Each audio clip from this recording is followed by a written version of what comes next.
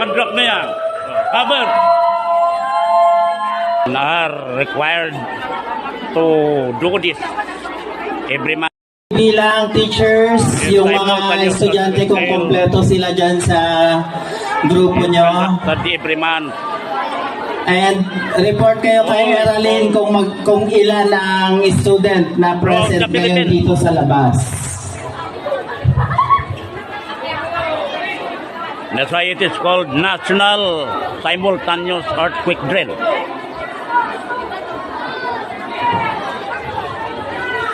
Agunos kayo nga dagos ang tanong makalinong tayo nga dagos. Masana yung mga estudyante na gawin sa gawaang duck, cover, and then hold in the classroom before going out when earthquake stops for a while before the aftershock. Kasi nangyari ito July 16, 1990. Sit down. Bakante pa sa gitna, oh. Wala pang tao sa gitna. Yung section na wala pa yan. Libo-libong namatay nung 1990. Libo-libo. City of Baguio. Pakicheck lahat ng classroom at isara ang pinto. Pakikita nyo naka-idoti electric fan. Libo ang namatay. Teachers, dapat last kayo na lalabas at i-check ninyo ang kuryente. Check ninyo ang... Ay, nabawasan yung speaker. Elementary, high school, Nabawasan yung speaker alit, natin. yung National Earthquake Drill are being conducted Head count, paki-ano dito kay monthly. Paki-report. Yung ano na bilang yun. Si ang lindol, walang pinipili. Mayaman, mahirap, mamatay kung hindi mag-ingat. Nung makompleto aming head count tayo, mapalit tayo mapalit.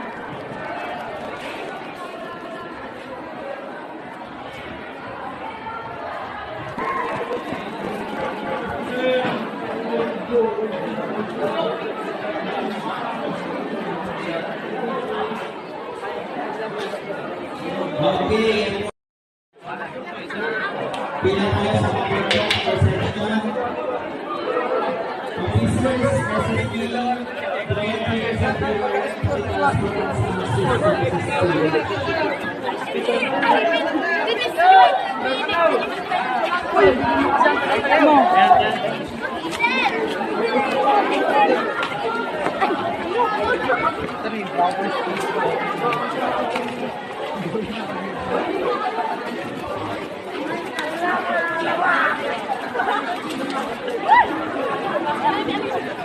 Ay, oy, ito lagi ka.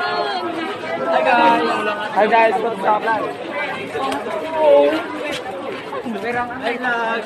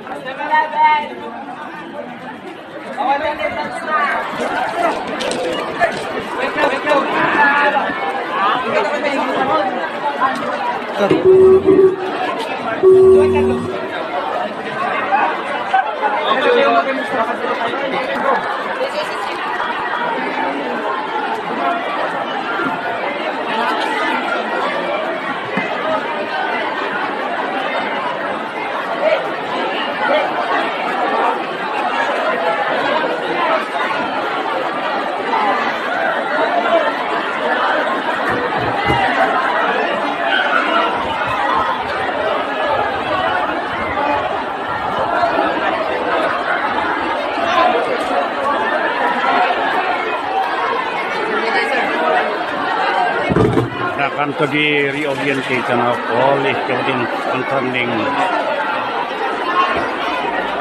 the manner by how we are going to protect ourselves earthquake. Kung gaano kayo kabilis na nakalabas from your classroom papunta sa ating open ground. And it took you only 2 minutes and 48 seconds. Mabilis na yon. Imagine may nanggaling pang 4th floor. Nahirapan lang tayo nung nandito na lahat sa baba, nagka-traffic na kasi madami ng tao. Which is, plus 50 na teachers, madami-dami nga naman yon. Kailangan mo talagang matatraffic talaga sa paglakad yon. And kanina may nagtanong kung pwedeng magpayong. Since naman ito, lang natin, practice natin, pwede namang magpayong. Pero during earthquake, ang problema kung nakapayong kayo, during earthquake ito hindi niyo makikita kung may mahuhulog na debris. Hanya mamalis yan, di ba? Nalingdang kayo ipayong. I just allowed you to use your umbrella kanina, yung iba nakapagdala, kasi mainit talaga. And I understand that situation. Sa mga natin, DRRM Red Cross volunteers, thank you very much. Sa CSSLG, maraming salamat. To the barkada ni Laban sa Droga, baka magkamali ako doon. Maraming salamat din.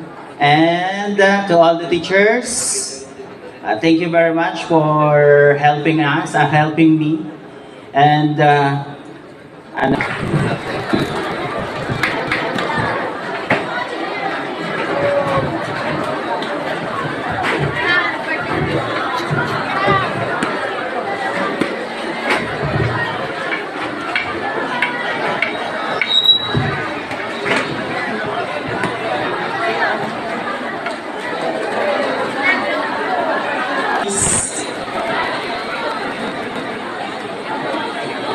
Mambamas.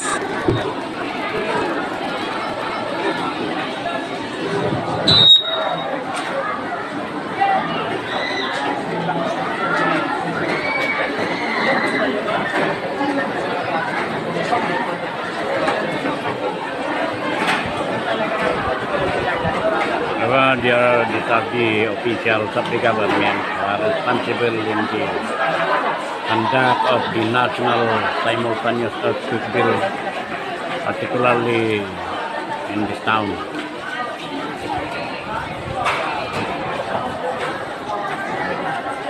Cebu, La Union, Philippines. This is Cebu Central National High School. We have thousands of students here, and we care for them, especially that earthquake is unexpected, unanticipated. That's why we always conduct this national simultaneous earthquake drill to have these students be familiarized, keep on remembering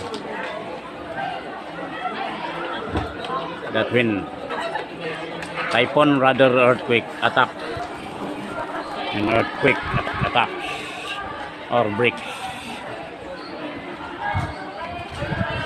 they must know how to duck, cover, and hold inside the classroom. And when the earthquake starts for a while, they have to move out. Oh, nakadrop na yan. Cover! Every month. Bilang teachers, yung mga estudyante.